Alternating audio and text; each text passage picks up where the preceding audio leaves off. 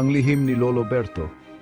Sa isang liblib na kagubatan sa isang baryo, nakatira si Eddie sa isang kubo. Nag-iisa na lang siya sa buhay at ang ikinabubuhay niya ay ang pagbebenta ng panggatong na kahoy at uling. Isang hapon, habang pauwi si Eddie matapos magbenta sa bayan, nadaanan niya ang isang matandang lalaki. "Lolo, saan po ang punta niyo?" "Ako po si Eddie," sabi ni Eddie. Sumagot ang matanda na, "Pauwi na ako diyan lang sa unahan sa loob ng gubat. Tawagin mo lang ako na Lolo Berto."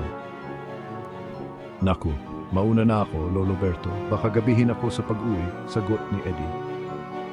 Pagdating ni Eddie sa kanyang kubo, mag-aalas 6 ng gabi. Kaya nagluto na siya ng hapunan. Mga bandang alas 8 na nang kumain siya dahil nakaidlip siya. Habang kumakain, may narinig siyang huni ng sisil. Wala naman siyang alagang manok. Pagkatapos kumain, naghanda na ulit siya matulog at nakalimutan niyang isara ang bintana ng kubo. Inilagay ni Eddie ang kanyang itak sa tabi niya.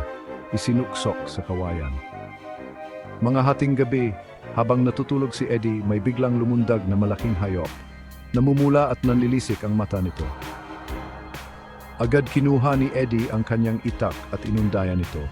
Umatungal ang hayop sa sakit at lumundag sa bintana. Nanginginig si Eddie sa kaba habang isinara ang bintana. Hindi na siya nakatulog hanggang magliwanag na. Paglabas niya ng bahay, may nakita siyang mga patak ng dugo. Sinundan niya ito hanggang dalhin siya sa isang kubo. Pagkapasok niya, nakita niya si Lolo Berto na may sugat sa balikat at dibdib. Tinalian ng tela pero dumudugo pa. "Lolo, anong nangyari sa sugat mo?" tanong ni Eddie. "Nadulas lang ako kanina, may basag na botilya," sagot ng matanda. Nagduda si Eddie na si Lolo Berto ay isang aswang dahil sa mga bakas ng dugo. Nagpaalam na siya para umalis. Dumaan siya sa mga kalan at lutuan ng matanda.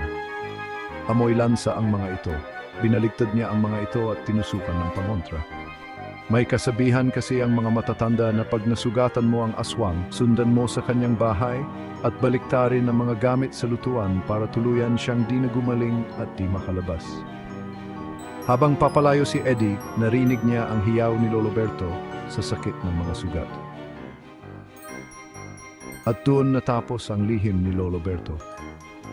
Ang tanong, sino pa kaya ang mga aswang sa ating paligid?